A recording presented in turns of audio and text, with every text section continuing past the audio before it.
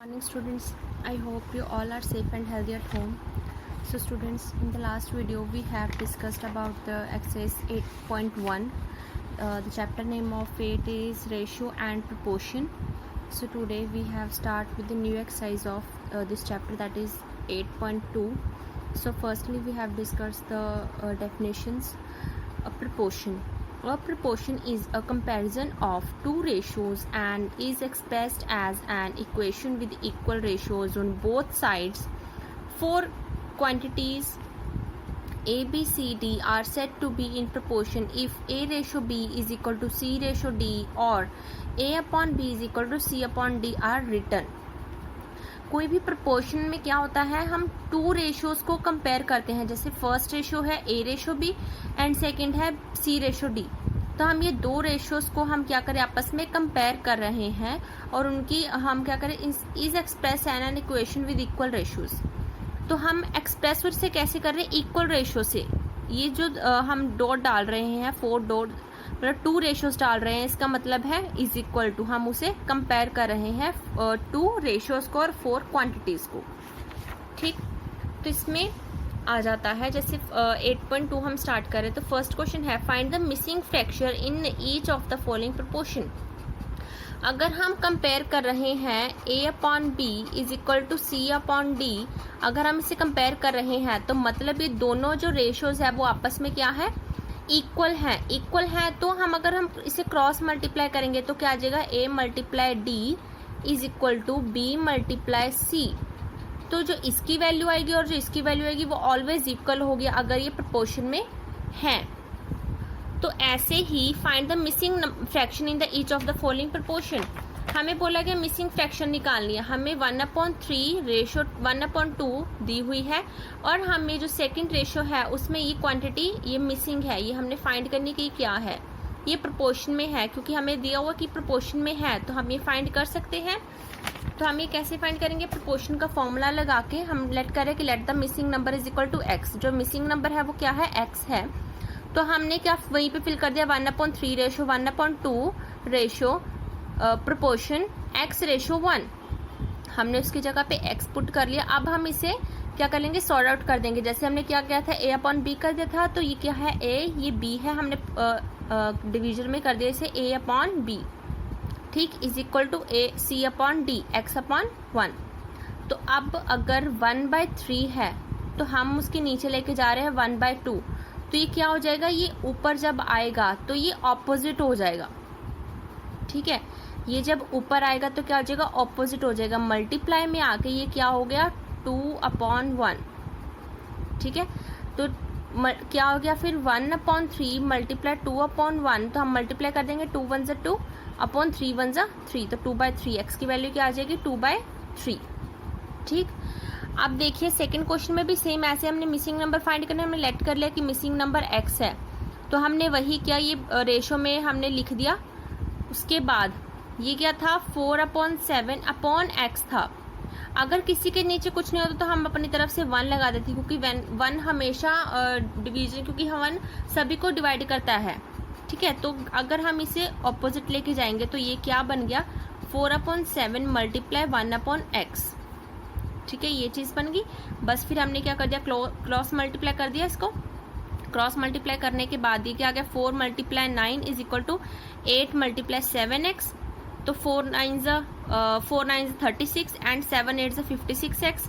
तो 36/56 आ गया. अब ये दोनों क्या है, इवन नंबर है तो ये कट हो गए, कितना गया, x की वैल्यू 9/4 आ गया. अब सेकेंड क्वेश्चन है check whether the following numbers given in the order form a proportion और नोट. तो हमें ये नंबर्स गिवन है, ए बी सी डी की वैल्यू गिवन है, सब में ए बी सी डी की वैल्यू गिवन है. अब हमने इसे चेक करना है कि चेक क्या करना है कि ये जो नंबर्स है ये प्रोपोर्शन में है या फिर नहीं है. तो हम कैसे चेक करते हैं, हमने क्या कर लेना है a/b is equal to c/d. फिर इसको क्रॉस मल्टीप्लाई कर लेना. अगर ये ad की वैल्यू और bc की वैल्यू इक्वल आती है तो ये प्रोपोर्शन में है. अगर इनकी वैल्यू इक्वल नहीं आती तो ये प्रोपोर्शन में नहीं है. तो हमें फर्स्ट जो वैल्यू है वो क्या गिवन है 7.2 9.6 4.5 एंड 6. तो using a/b is equal to c/d A multiply D is equal to C multiply B, तो हमने वही कर दिया। ये क्या आ गया, A upon B is equal to C upon D, हमने इसे क्रॉस मल्टीप्लाई कर दिया। ठीक, तो क्रॉस मल्टीप्लाई करके हमारी वैल्यू 43.2, यहाँ पे भी क्या आई 43.2, तो दोनों की वैल्यू सेम आई है। तो क्या आ जाएगा, these numbers are in proportion, तो ये नंबर्स क्या है, प्रोपोर्शन में है। अगर हमने नेक्स्ट क्वेश्चन किया, पहले नेक्स्ट क्वेश्चन मिक्स्ड फ्रैक्शन में है, हमने इसे ये मिक्स्ड फ्रैक्शन में है, हमने इसे इम्प्रॉपर फ्रैक्शन में चेंज कर लिया। उसके बाद हमने वही लगा ली, this A ratio B proportion C ratio D, तो हमने ये अपॉन में वैसे ही फिल कर दिया। अब हमने जब इसे क्रॉस मल्टीप्लाई किया, तो क्रॉस मल्टीप्लाई करने के बाद इसकी वैल्यू 10.64, इसके 10.36, तो ये क्या आ गई, इक्वल नहीं आई इनकी वैल्यूज, तो these number are not in proportion. And third question is find the value of A in proportion 2/5 ratio A proportion 3/7 ratio 4/9। हमें A की वैल्यू फाइंड करनी है, तो ये भी सिंपल है। तो हमने सिंपली क्या किया, हमने इसे पहले डिवीजन में लिख दिया, A upon B is equal to C upon D। उसके बाद हमने क्या कर दिया, उसके बाद हमने इसे क्रॉस मल्टीप्लाई कर दिया। क्रॉस मल्टीप्लाई करने के बाद हमने क्या कर दिया, क्रॉस मल्टीप्लाई करने के बाद हमारी ये वैल्यू आई। अब हमने A फाइंड करना है, तो इसे हम डिवीजन में ले जाएंगे 56/135, तो दोनों ये प्राइम नंबर्स आ जाएंगे, आपस में कट नहीं हो रहे, तो इसकी वैल्यू यही आई। ठीक, देन उसके बाद fourth question, the ratio of present age of Prabhat and Anisha is 3:4। जो प्रभात और अनीशा की अब की प्रेजेंट एज है वो इस रेशो में है 3:4। If Prabhat is 6 years and 9 months old, अगर प्रभात 6 साल 9 महीने का है, then find the age of Anisha, तो अनीशा की एज फाइंड करो। ठीक, तो हमें उनकी प्रेजेंट एज दी हुई है और प्रभात की एज दी हुई है, तो हमें क्या A और B की वैल्यू पता है और C की वैल्यू पता है, तो हम D की वैल्यू फाइंड कर सकते हैं। तो हमने क्या किया, हमने लेट कर लिया, let the age of Anisha, जो हमने फाइंड करनी वो X है। तो एज ऑफ प्रभात कितने उन्होंने बोला था, 6 years 9 month, ये ईयर्स में था और ये मंथ में था, तो हम या तो हम इसको मंथ में चेंज कर देते या हम इस मंथ वाले को ईयर में चेंज कर देते, क्योंकि हमें यूनिट सेम चाहिए था। तो हमने क्या किया, 9 मंथ वाले को हमने 6 ईयर्स में चेंज कर लिया। तो कैसे किया, क्योंकि 1 ईयर में कितने मंथ होते हैं, 1 ईयर में 12 मंथ होते हैं। ठीक है, तो 1 मंथ में कितने ईयर हुए, 1/12, तो हमने इसे 12 से डिवाइड कर दिया 9 को, तो ये ईयर में चेंज हो गया, ये बन गया 9/12 ईयर। ठीक, तो ये कट हो रहा है, 3 3 = 9, 3 4 = 12, तो हमने वही कर दिया। अब उसके बाद इसका एलसीएम ले लिया, एलसीएम सॉल्व करके कितना आया, 27/4। तो प्रभात की एज क्या है, 27/4 है।